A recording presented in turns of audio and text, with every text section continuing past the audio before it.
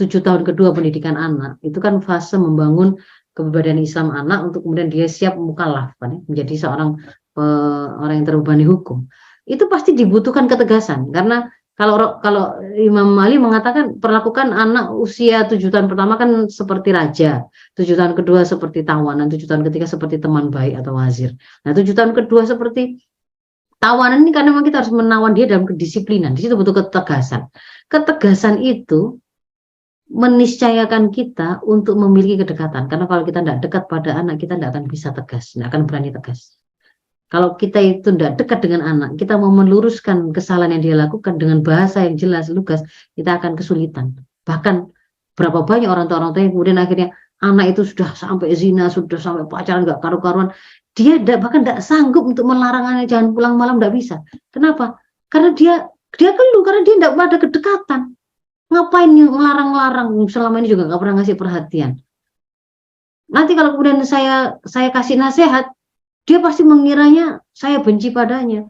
Apalagi kemudian sampai saya marah, dia pasti langsung minggat. Karena dia tidak yakin bahwa dia itu dekat. Ketika dia tidak memiliki kedekatan, dia tidak akan sanggup tegas pada anaknya. Maka perhatikan momentum kedekatan ini. Karena nanti ini harus kita manfaatkan supaya tidak terlewat. Membangun kedekatan itu ada momentumnya. Anak-anak itu akan berjalan gitu ya. Dari situasi keterlekatan dengan kita itu sangat erat dengan akhirnya menjadi mandiri, itu ada fasenya. Ada fase pertama itu fase masa intim, fase butuh pelayanan. Ini 7 tahun pertama. Maka pada masa ini memang karena dia itu fasenya butuh pelayanan. Kalau tidak dilayani dia mati anak ini. Gak perlu pakai dibunuh, gak perlu pakai dipukuli, dibiarkan saja bayi itu bisa mati. Maka pada masa-masa ini memang yang dibutuhkan oleh orang tua itu, dari orang tua itu memang adalah pengorbanan yang tinggi, kesabaran, ya, kemudian kesiapan untuk menomorsatukan memang anak tadi. Anak nangis itu, kalau misalkan bayi harus kita lihat, karena dia belum bisa, itu cara komunikasinya dia. Apa yang kemudian harus kita cari? Oh dia tidak nyaman, dia digigit, ada serangga, dia kepanasan, dia kesakitan. Itu kan kemudian memang kemudian harus menjadi fokus itu memang pada usia 7 tahun pertama ini. Dan ini oleh Allah dijadikan sebagai sebuah fase privilege ya, masa di mana kita itu mendapatkan keistimewaan, pasti akan dekat dengan anak-anak tadi. Orang tua itu secara alami mesti menjadi orang yang paling dekat dengan anak karena mereka adalah orang yang memberikan layanan itu. Tapi kalau kemudian ada orang tua yang melepaskan masa ini diberikan kepada orang lain, ya orang lain tadi yang akan dekat dengan anak. Pada saat ini sebenarnya anak itu pasti nempel terus ini. Gak pakai kita desain pun dia itu akan senang ada bersama dengan kita. Karena memang dia sangat menikmati itu. Ini fase intim. Lalu nanti dia akan masuk kepada masa 7 tahun berikutnya, itu masa kritis, masa membangun kepribadian, masa ditawan dan kedisiplinan. Di sini anak-anak itu mulai mumayyiz sehingga sudah bisa diperkenalkan sekolah formal. Dia akan mulai dengan kesibukan dengan aktivitas sekolah, lingkungan baru, guru baru, teman baru, ada ilmu pengetahuan baru, ada sosok-sosok teladan-teladan baru. Dia mulai pemahaman mulai lengkap, maka dia mulai membanding-bandingkan, orang tuanya temanku itu loh ya enak ya, dia kayaknya sangat sayang pada anaknya, guru saya ini lebih baik dari ibu saya, dan seterusnya. Itu mulai ada di sini.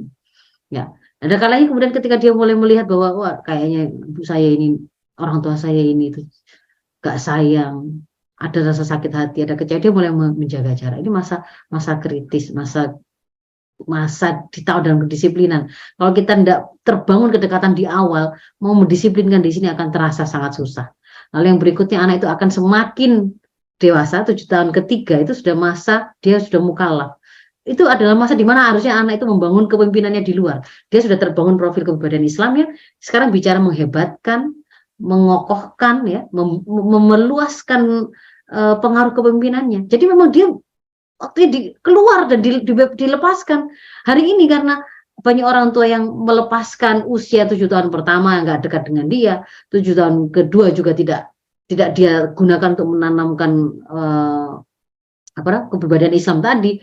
Sehingga kemudian ketika sudah dewasa, dia melihat, kok ada banyak kasus, ada narkoba, ada zina, ada begini-begini. Dia khawatir anak yang sebenarnya harusnya itu dilepas, diberi kepercayaan, malah disuruh di rumah. Kebalik, pada waktu anak itu usia dini, kenapa malah Anda tinggalkan? Pada waktu dia itu butuh Anda untuk menginstal sakofa, menemani dia menjadi teladan, dia menyelesaikan masalah, Anda malah tinggalkan. Justru ketika dia harusnya dilepas, malah Anda tarik-tarik untuk tetap tinggal di rumah. Nah, itu sebenarnya ada sesuatu yang salah. Ya. Nanti setelah itu, bahkan anak itu sudah fase mandiri, dia tidak sekedar memimpin dirinya sendiri, bahkan dia mulai punya kemampuan dan kepercayaan diri untuk mengambil kepemimpinan dan tanggung jawab baru. Dia mungkin berumah tangga dan seterusnya. Nah, jadi manfaatkan masa-masa tadi sesuai dengan fasenya. Jangan lepaskan masa intim ini. Ini fase, ini keistimewaan kita sebenarnya. Maka kalau ada ibu-ibu hari ini ada pada fase di mana anak-anaknya masih ada usia dini, ini adalah masa istimewa bagi Anda semua. Jadikan masa itu adalah masa untuk benar-benar membangun kedekatan dengan anak. Di situ memang, itu nggak ada gangguan gitu. Nanti setelah itu, anak itu ada pada masa dia sudah mulai mandiri. Mandi sudah nggak perlu ngerepoti. Dia BAK, BAB nggak perlu merepoti. Makan juga sudah bisa sendiri. Sudah memais dia. Dia sudah malah ada punya kecenderungan untuk merasa malah malu, disayang, dipeluk. Itu ngomong-ngomong lama mungkin sudah agak nggak tahan gitu. Jadi di sini kita mulai masuk kepada kalau menjalin kedekatan pada masa 7 tahun kedua itu lebih kepada kita terlibat dalam upaya menginstal apa yang membentuk kepribadian Islam sang anak tadi, baik sakofahnya maupun takurub ilallahnya, termasuk juga menjadi teladan dalam mereka itu menyelesaikan masalah gitu ya. Langsung dia lihat contohnya, oh begini toh, oh ibu saya itu orang solihah, orang baik. Dia kalau ngomong dengan saya itu dijaga. Makanya kemudian tidak pernah kemudian ada kalimat-kalimat itu yang sifatnya itu seperti mengintimidasi saya atau mencaci maki saya, karena dia punya ketakutan kepada Allah dan itu disampaikan. Kenapa kok ibu itu sebenarnya mau marah, sebenarnya kalau menuruti kata setan sebenarnya pengen itu ngomong-ngomong yang nggak baik, tetapi Allah memerintahkan ngomong yang baik atau diam, dan itu supaya kamu juga mencontoh bahwa kalau kemudian meskipun mau marah tetap kontrol. Misalnya begitu kan kita bisa sebut kalau kita itu memang orang yang bisa dia contoh, kita bisa langsung lakukan itu begitu. Nah, jadi kalau kemudian sudah berikutnya ya tinggal kita menjalin koneksi dengan doa dan seterusnya. Kalau sudah anak itu sudah luar kota, sudah besar, sudah terinstall pemahaman sakofah ya dengan kuat ya, dan sasya Islam sudah terbangun, itu kita tinggal melanjutkan proses pengawasannya tapi tidak serumit dan sedetik sebelumnya. Ini sudah jadi wazir, seperti anak kepercayaan, teman kepercayaan.